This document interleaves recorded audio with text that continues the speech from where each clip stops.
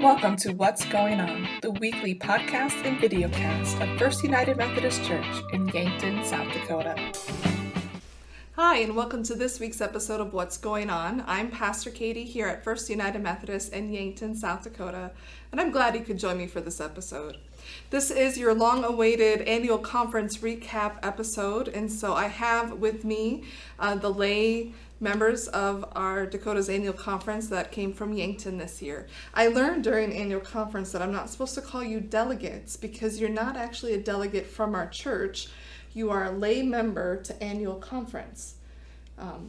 So that's why I said it that way. I learned that. So I have with me today Craig Sherman, Bob Thue, and Dan Johnson.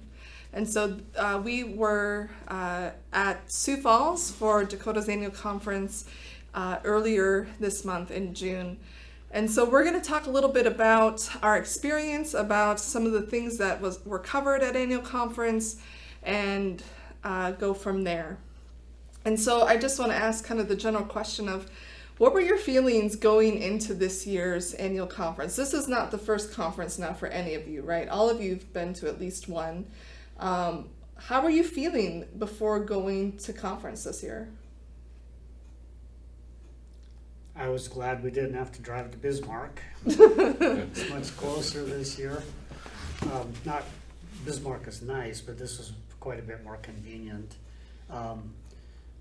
Even last year, one of the things we were dealing with was the disaffiliation process, and so I was feeling a little apprehensive about how that was all going to unfold this conference, but I guess I was pleasantly surprised that most of the work of that had already been done, and this was more of a formal process just to acknowledge the churches that did want to disaffiliate, and it was certainly had a very kind of legal feel to it, very formalized. I don't know how many total churches we disaffiliated at this conference, but we did it was sort of a process, and we did it exactly the same way for every one of them, and it was kind of interesting to see how that was playing out. I guess I felt that it was sad, and yet it was sort of healing at the same time. It was sort of like we were making the step that we're all sad this is happening, but it also seemed like the end of one thing and the beginning of something new, going forward with about the 85% of our churches in our conference that are of a like mind to move forward. So it was really neat to see it all play out, and it's sort of like we're finally resolving this sort of very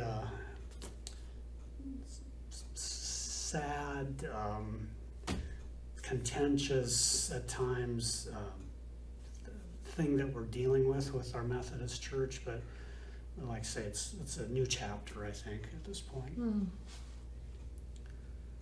Thank you.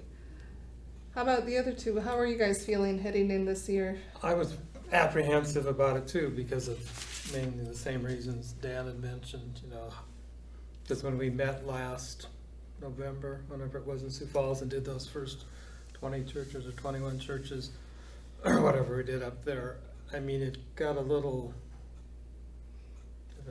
testy at times, whereas this, like he says, was pretty much, they've all been through the process. They've decided, to the point where you weren't going to change their minds. But I thought it was handled on both sides very courteously, I want to say. Yeah. That's graciously. And it didn't get to that point. I think last year there were a few more, when it was first starting at annual conference, a few more harsher words, and this year just seemed like everybody was more gracious about it.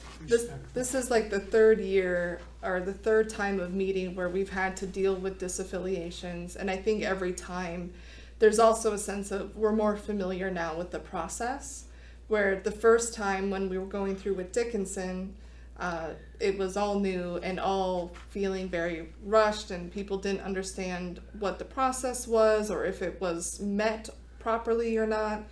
And then even in November, again, just kind of the question of, is there anything we can do to stop this? And realizing, I think in that one, that by the time it gets to annual conference, it's more of a rubber stamp than anything. And so, yeah, there was a sense of, we've been through this before. We know what we're doing. It's sad. There's a lot of lament. But yeah, I would say the contention is gone because there was a sense of there's nothing to be done at this point.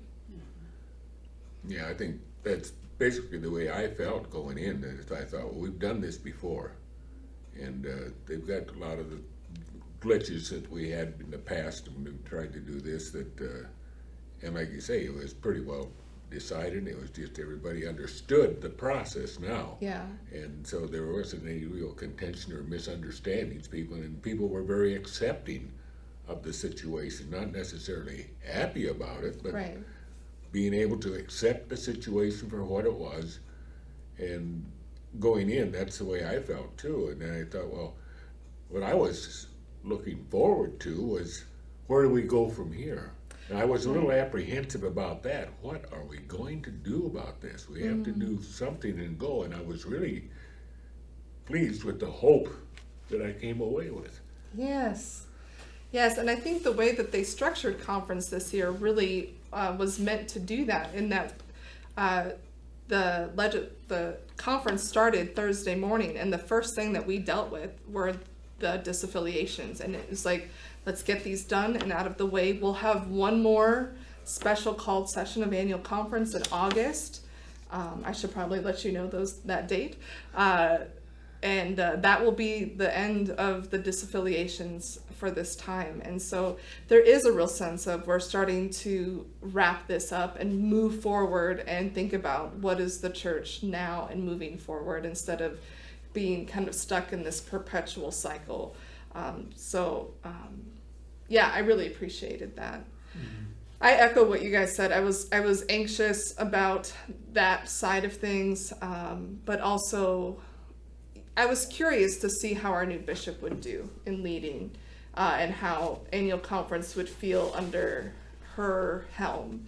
And so I'm talking about Bishop Lynette Plambeck, who is our new resident bishop. She started in January. One of the things that she committed to, and is a little bit different than what we've had in the past, is she invited another bishop to come co-preside with her. And so she invited Bishop McAlilly, who is the Nashville, Western Kentucky bishop. That's the district or area that he serves, conference. I'll get it right eventually. But he's from Mississippi. He was very Southern in his accent. But I found him to be a really welcome addition to the conference. And what she told the clergy, and I think maybe the whole conference, is her intention is every time we have an annual conference, she's going to invite a different bishop in from around our connection, and hopefully at some point from around the world. And so that, because we have in our ordination service an ecumenical representation always, and we can talk about that later, but we always have a bishop or clergy from a different denomination to represent the broader church. But she also saw importance in representing our connection and reminding us again that the church exists beyond the borders of the Dakotas, which I really enjoyed. Yeah. So let's maybe dive in and talk about the legislation that came before us at annual conference this year. So part of what annual conference does is has certain business that we have to vote on. And so let's talk a little bit about that. And if you have any commentary on any of them, I'll just kind of go through them, and then we'll talk about some of the other things, because it's not all business. There is some teaching, some fellowship, and some holy moments as well. We did get to use the devices again this year. That is such a game changer. I love it. I couldn't imagine, especially because all those disaffiliations took their own vote. I think we'd still be there waiting for accounts if we had to go back to the old balloting Yeah. system. All right, so the first thing that we're going to talk about is the 2024 budget. So just like our local church has to have a budget that the church approves of, our conference also has a budget that needs to be approved at annual conference. There was something different about the budget this year than in years past, and Craig, I think you've been going to, maybe Bob too, you guys have been at annual conferences longer than I have. But this year we had both a budget and a spending plan. Have you remembered that ever before? Either of you? Not really. And the reason for this is because any official budget has to include paying 100% apportionments to the general church. So the local church has apportionments that we pay on to our annual conference, and then our annual conference also has apportionments that they pay on to the general church. And again, it's going from our smallest localized expression of the church, and then all of us kind of pay up higher, and all of that goes to all of our shared ministries and United Methodist structure. And so the official budget that includes 100% apportionments to the general church and direct billing was $5,841,743.87. It's very important. So they said that this is the budget because we have to, by law, have this in there. But in discussions, what they are really proposing to do, which is the spending plan, would be to not pay the full amount of the apportionments to the general church. And so the 2024 spending plan would be $3.06 million, which is a decrease from last year of about 75% and about 15% decrease from 2022. So they really are looking at how, especially with the churches that have disaffiliated and not receiving their apportionments, how that affects their budget and what they can do. And then another thing that they changed is they had been on a track of reducing the local church apportionments by a percentage point each year. They still reduced it, but now they're on a plan to reduce it by 0.5 percentage point each year. So for next year, our local church will pay 13.5% of our income as apportionments rather than 14%. The goal is to one day hit 10% of our income going toward apportionments, but we're just not there yet. Are there things that you would like to comment about the budget or budget discussion?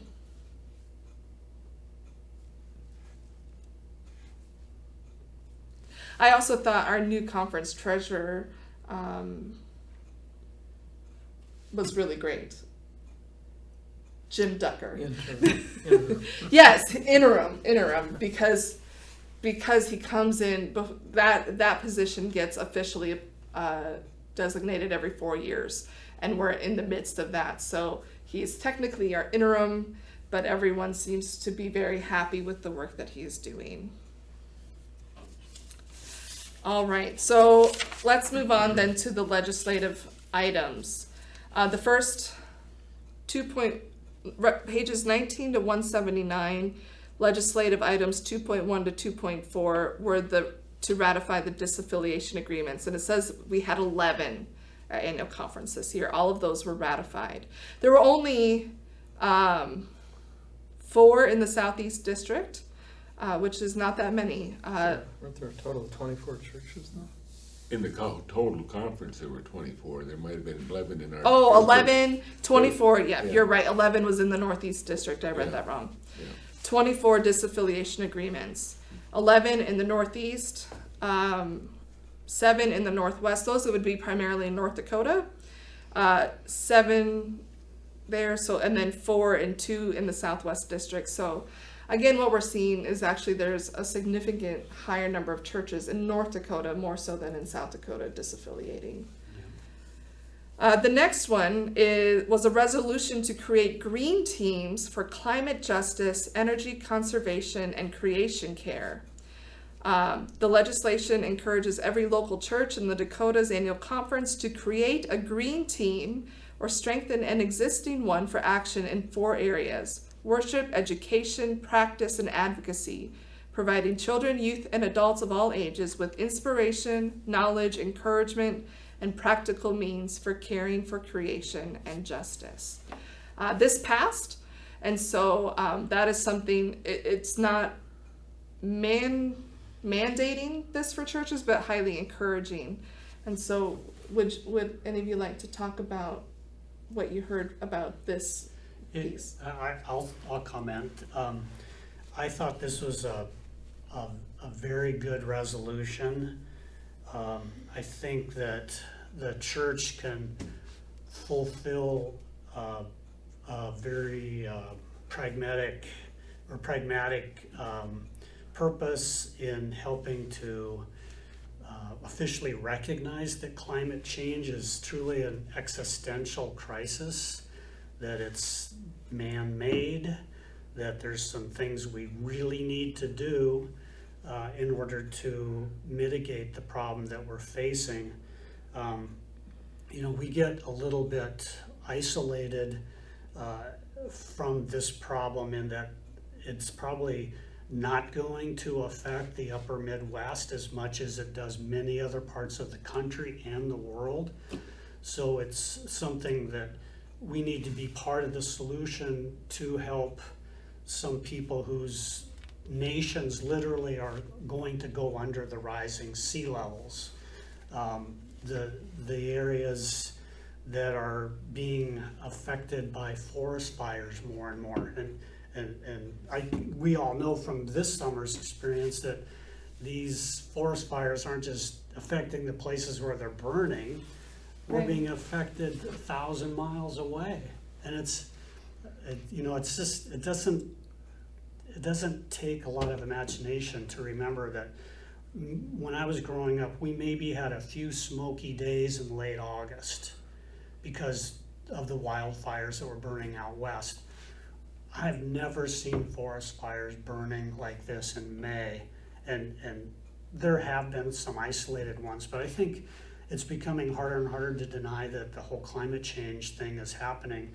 And we as a church, I think, have a responsibility to help inform our congregation about it, and then what we can, on a local level, do to start helping thwart this big threat. And so next time we have our leadership meeting, I have a few ideas, and there's resources available that the conference has provided to us to help implement some of this. And what it practically looks like is maybe just some education things up on the slides at the beginning of service, just little factoids and things. It can be something as simple as contacting our electric and our utility providers to do an energy survey, which is usually free, to identify, do we have a bad window somewhere? They can do infrared Right. studies that they encourage us to do. But most places, I haven't done it at my house, and I probably should, but some things like that. So, there's a lot we can do, and I'm kind of excited that it will be a new part of the ministry of this church if it gets approved by our leadership council. Right, and again, this is something coming from annual conference that the conference is throwing their support behind as well, because we all voted on it. Our next resolution was to form a non-permanent standing committee for disability ministries. The Dakotas Conference will form a committee that supports individual churches, groups, districts, and other United Methodist groups to facilitate formal and informal groups of Circle of Friends or other ministry and outreach programs with the support and resources of the non-permanent standing committee on disability ministries. So this passed. And do one of you want to kind of speak to what that is doing? Do you remember this one? I don't know if I remember that much about it. I know a little bit about this Okay. too. So, former member of our church, who used to be Sarah Stoddart, was one of the people that was advocating for this. And in her church, up in North Dakota, West Fargo Flame of Faith. West Fargo, they, as a representation of what this can look like, they've implemented a program to be more welcoming to kids and other members of the church that have what they're now kind of classifying as neurodiversity.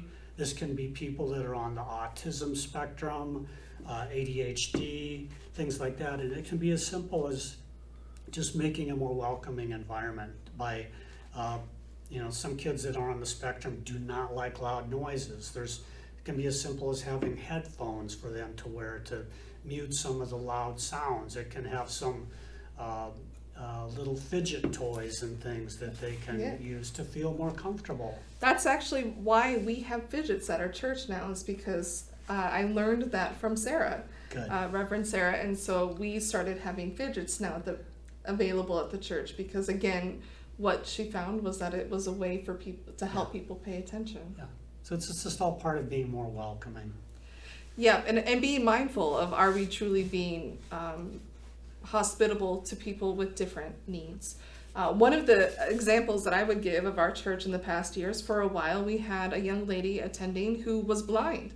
And the first time she attended, she had asked, do you have any hymnals in Braille? And I was, I don't think so. Mm-hmm. And so we used memorial money to buy our hymnals and the Faith We Sing in Braille. And then when she returned, we were able to say, we have music for you. And realizing that was a big gap that we had, that we were not a hospitable church to someone who was blind. Yeah. And so just being and asking those questions and being aware. And so this non-permanent standing committee is not, it's non-permanent in that it's not going to just go on forever, but as long as there's a need. But that would be a group that would help to support any churches who are asking those kinds of questions. The legislative item 1.5 was a suspension of rules, basically the nominations committee, because just like in the local church, where we have a lot of positions that need to get filled, same on the conference level. And basically with all of the disaffiliations and things kind of shifting, they asked if they could just extend or at least pause the tenure and limitations statutes that they have in place until 2025. So basically that people won't roll off because they've served their term, or they can stay serving until that time, just to create some stability. You might remember when I came in 2020, that fall, we actually froze all of our positions because it was COVID, and I didn't know anybody. I was like, I don't know how to recruit people. So basically the same thing is happening, and that passed. Legislative item 1.6 was a request to have, so we have a special session of annual conference scheduled in August. This one was a request to schedule an additional one in November to ratify disagreements, basically, or disaffiliations. However, we did not vote on that one. It was ruled out of order because the request did not meet requirements of paragraph 603.5. Basically, they were supposed to meet with the bishop first to discuss, because the bishop is the one who calls special sessions of the annual conference, and it says that after consultation with the bishop, and they did not do that. So they did not follow the correct protocol. They never spoke with the bishop. They kind of just seemed to try to circumvent her a little bit. And so that one was ruled out of order. Which leaves us with the final one, which is probably the most interesting, maybe? At least most discussed on the conference floor, for sure. And that was the 1.7, the resolution of reaffirming commitment to retirees and widows. The resolution seeks to add language to clarify the retiree health policy to include once retired clergy need not maintain membership in the Dakota's UMC to retain this benefit. Even that is a little bit misleading, and I think this is where a lot of people got confused, and so I'm going to do my best to try to explain, but please jump in if I'm not making sense. This is not talking about clergy person's pension. When a person retires from a clergy person retires from the United Methodist Church, they have earned pension. That cannot be taken away. Even if they were to disaffiliate or withdraw from the United Methodist Church, they still have their pension because they earned that. What this is talking about is the Board of Pensions of the Dakota's United Methodist Church has a policy in place that states that they have a certain fund, and the way they've chosen to use that fund is to give our retired clergy a health benefit. So most of the clergy are of age where they're on Medicare. So again, this is not even talking about health insurance. It's actually a grant that is, or grant isn't even the right word, but basically clergy can apply to be reimbursed for medical costs before they hit their deductible. And so they would pay for their medical costs, but then they can apply for reimbursement and get that covered. And so it's a grant, it's a gift. It's not something they earn like pension. It is something that the Board of Pensions had funding and decided to gift our retired clergy. Now, this has been a very good thing that the Board of Pensions has done. And one of the things they're finding is that some of the retired clergy who may be more aligned with other expressions of Methodism, such as the Global Methodist Church, are unable to withdraw because they would lose that benefit, and they've come to rely on it. And so what they were asking for is, even if they withdraw, they wanted to keep that benefit. And so that was kind of what was up for discussion. One of the things, they obviously talked to the Board of Pensions. They had the chair of the Board of Pensions come forward. The Board of Pensions said that their intention with this gift was for United Methodist clergy, retired clergy who remain United Methodists. And that is how they understand the intent behind that policy. And so they would not be in favor of changing the language. Then someone asked the question or realized that maybe this should be referred to the Board of Pensions and have them make the decision since it's their policy. And then it came out that really the Board of that the annual conference itself cannot dictate to the Board of Pensions what policies they can or cannot have, that they are separately incorporated from the conference, and that really the role of the annual conference is to elect through the Board of Nominations the Board of Pensions, and then they have to leave it to the Board of Pensions to determine their own policies. And so the way that this was resolved was there was a motion to refer to the Board of Pensions, and that succeeded. How did I do? It's a complicated issue, but I think you did a good job. I was unaware that this benefit existed. I think it's a good benefit, but I don't exactly know where the pot of money comes from that funds this benefit. But I think it's something like there's an endowment, and they're pulling from that. And so, and the reality is that in the future, the Board of Pensions could determine that they're going to use that money in a different way. It's not a guaranteed thing, but that's how they're choosing to use it right now. Yeah, I viewed it as a gift to the retired members of our annual conference, and isn't something that they're guaranteed. And matter of fact, what I got out of it, that we're one of the only annual conferences that even provide this perk, is what I'd call it. Yeah. it is. I mean, it was available when I taught, but I had to put my own money into it. And then it was a tax thing. Now, I mean, they aren't putting any of their own money into it. Right. So it was totally a gift from the Board of Pensions to the retirees, that were still with us. Right. So, and it was pretty clear that their policy is that you need to be an active member of our annual conference. And if you withdraw, then cease to be eligible for the. Yeah, so that whole discussion about whether they should receive this perk or this benefit or not became mute when it was decided and found out legally that the annual conference itself cannot dictate that policy. Right. That's up to the board itself.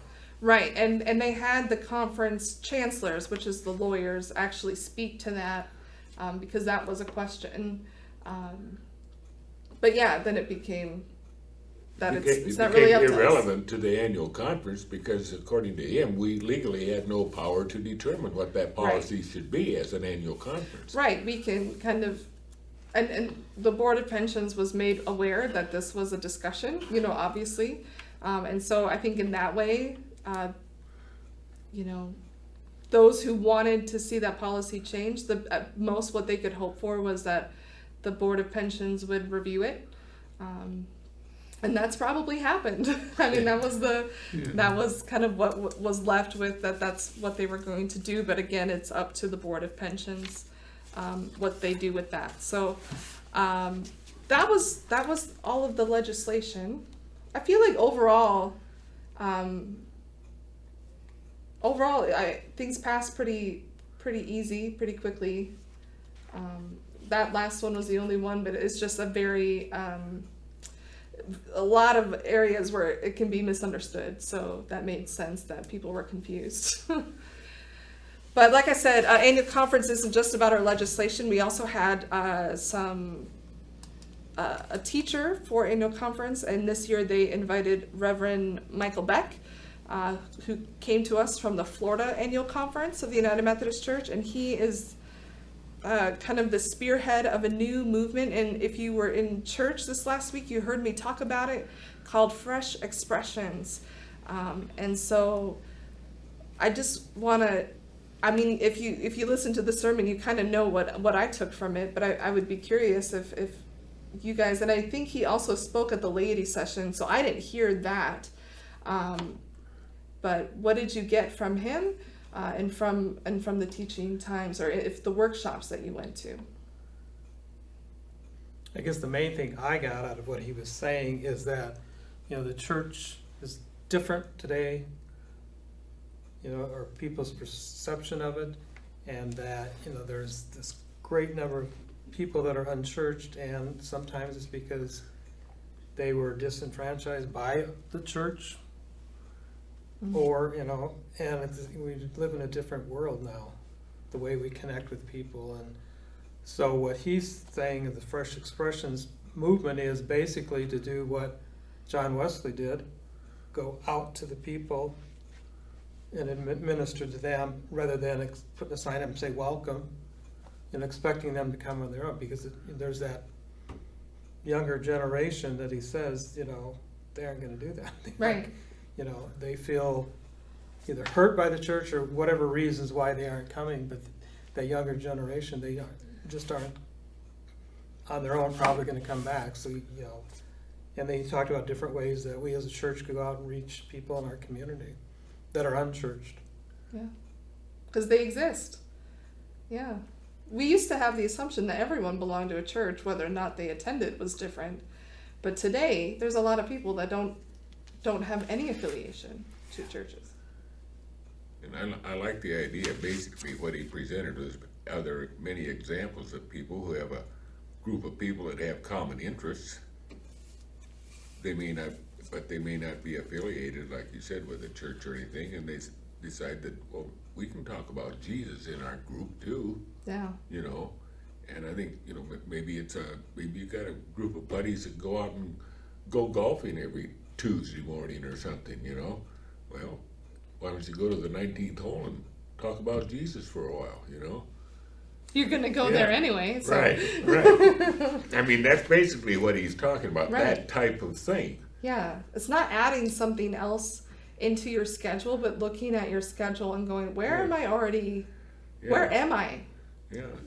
We all, most people have groups that they hang out with or do things together. Maybe they have a card playing club or something or whatever. Well, they could still take some of that time and do a little spiritual growth at the same time. I like that idea. Just, he had quite a few examples that he demonstrated that what he's done in his outreach, and but like Katie said in her sermon on Sunday, we're already doing some of those same things here. So I think we're perhaps a little farther ahead or further ahead with this concept of not asking people to come to the church, but the church kind of going out to the people, and then down the road they probably will come back to the church. He was a very charismatic guy. He had a really compelling life story, and I attended every session with him that I possibly could because he just had such a good message. It was really one of the highlights of the conference, I thought. Awesome. So yeah, I do think that we are on that path, and especially, and even to get away from the it's like they're not part of our church until they're attending worship, but to really understand that, hey, if they're going to Bibles and Brews, that's part of the church. If they're attending men's night out or men's breakfast, that's part of the church. If they're, doing loads of love ministry, mission with us, that's being the church. And really starting to get away from just worship is the only thing that counts or matters, and really moving toward how do we take what we're doing here and move it out, and really start to see that all of that as valid ministry, and that there are people that are active in our church that maybe aren't sitting in our pews, but are doing things and who are being discipled and who are sharing the gospel. And the thing that really spoke to me is that it's supposed to be lay-led. And so as the pastor, usually when I hear these things, I'm always like, okay, I'm just going to add 10 more things to my to-do list, where this one was like, no, I'm the pastor. Like, this is a lay-led thing. This is empowering the people of the church to go out and do this. And really my job is to help empower you, encourage you, to fill you so that you can go and fill others. And so to me, that was a much more sustainable model for ministry as well. And it's like you said, in the early years of the settlement of this part of the country, why people wanted to start a church, but they couldn't have a pastor for these churches because it just wasn't feasible. So the lay people would have to run the church. The pastor would come and do the sacraments, like you said, on Sunday, and maybe give them some help, maybe, or whatever in some way. But it's up to the lay people to make the church work, not the staff, not the pastor. Yeah. It's up to the lay people to make the church work. If you're dissatisfied with church attendance, then you need to do something about it as a lay person. Don't say, well, the pastor's going to have to do something here. It's up to them, and then we come to rely on a pastor so much sometimes. I think, what would we do if we didn't have a pastor? Well, you look at some of these smaller congregations that we have in the state of South Dakota, and they're doing a lot of things, but they don't have a full-time pastor. Right. That church is run by the lay people. They're the ones that are doing the work and the mission of that church. And that's the way it should be. It's the way it should be. It's the way it needs to be if your church is going to grow and survive. Yeah. And honestly, if we have the hope of ever calling and raising up new pastors, because the pastoral role, if the expectation is the pastor bears the brunt of ministry, there's no surprise that we have a shortage of pastors, or pastors that are burning out, because no one person can live up to that expectation. And pastors are people who want to serve and to love, and will try, but we just can't do it all. Kind of along that same line, another thing that was discussed at the conference this year is, what do we do about those Methodist members of disaffiliated churches that were of the mind that they were open to being more welcoming to gays and having gay ministers and the conference doesn't want to just leave them behind. So they had talked about efforts that are being made to identify oasis churches that would be regionally maybe accessible to some of the people, but also starting an online congregation that would be a resource for people that had sort of felt left behind by the majority of their congregation. Right. So I thought that was really a good thing, and recognizing a responsibility to stand with the people that are maybe Right. more Well, we progressive. have some United Methodists that, I mean, it's 40 miles now before they hit a United Methodist church, Yeah. because of the way disaffiliations have happened in certain parts of our conference. So, yeah. One other highlight for me every year, it's a highlight, is the celebration of life and ministry service that happens on Friday nights. This year is at First United Methodist in Sioux Falls. Yeah, I love that service. And I just have to say, that organist was something else. I was moved physically by by her playing. She was amazing.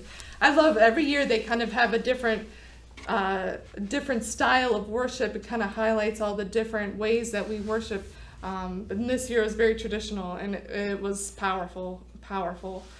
We had one person ordained, Reverend Matt Morrison, and then we had 3 people commissioned, 1 as a deacon and 2 as elders in the United Methodist Church. One thing that was kind of fun was that the ecumenical representative was from the ELCA, the Lutheran Church, and it happened to be the brother of the deacon that was getting commissioned. So very small world indeed, but that was pretty fun. Again, the part that always means a lot to me is when we offer a time for people who are feeling called into ministry to come forward, and we had 3 young people, teenagers really, come forward feeling a call from God into ministry, and I'm one of the people that has the privilege of getting to pray with them in that moment, and just nothing beats that for me. So, any other highlights for you as you've had a little time to reflect on conference this year, something that you're going to take away from the experience? Well, I just thought that our bishop did an excellent job, and at the end, on Saturday, she just said, she brought up these statistics about, the UMC, I think she was talking about in the U.S., that there were still 45 million, I think, members, because it was like 450 maybe. It was like 4.5 million were the ones that have disaffiliated at this point, and it was about, 15 or 16% of the churches, but there's still 84% of the churches that are in the United States that are still United Methodist, and that right now we have more United Methodists than we had back in 68 or 69, whenever the United Methodist Church was formed. Oh, yeah. So when we joined with the EUB Church, the Methodist Church back then, right now there are more United Methodists in the pews or on the rolls than there were back then. So all these stories about the United Methodist Church going away is not true. No. And that was very reaffirming to me to hear that at the end. And then as our visiting bishop, shared some things about what was happening in Tennessee, and that they were finally going to address maybe the gun issue because of the school shooting down there, which was only a mile or 2 from his residency. Right. And so, and like he says, it's time for us to stand up and talk about safety in the schools and stuff. We've done a lot of talking about inclusion, but now it's time for the United Methodist Church to come to the forefront on some of these safety issues with like gun safety and things like that. Yeah. Yeah, on just kind of reiterating what Craig just said, I think it's going to be healthy for our Methodist ministry to move beyond this disaffiliation process, because there are some really important social issues, such as the school shootings, and the bishop from Kentucky even had family members that he directly had really been impacted by some horrendous gun-related violence, and he was just making a plea that we start putting our energies into some of these other social issues that demand our attention and our prayers and our efforts. And our witness. And our witness, and move beyond these divisive things that have Yeah. kind of sucked the oxygen out of our room for a long time now. Yeah. Encouraging us to find our prophetic voice once again and be the church. Right. I like that. All right. Well, like I said, we will be having another special session of annual conference in August. That one will be an online version, so we won't be traveling anywhere for that. And that one will just solely be for the final round of disaffiliating churches in the Dakotas. Otherwise, if you are interested in attending annual conference, if you are a member of our church, you are eligible. You can fill out an application. The leadership team application also serves as the application to be considered as one of the lay members of annual conference.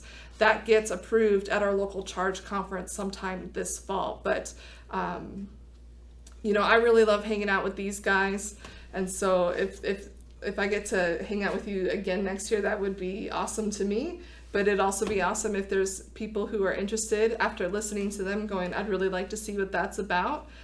We'd love to have you throw your name in the ring for that. So I think we've probably taken up enough of your time. Thanks for sticking with us. I hope that you got some of your questions answered. Again, the legislative roundup is also in July's Remind, and so keep a lookout for that. And as always, my door is open if you have questions. So until next time, God bless. Thank you for listening to this episode of What's Going On. We'd love to have you join us for worship here at the church on Sundays at 10 a.m.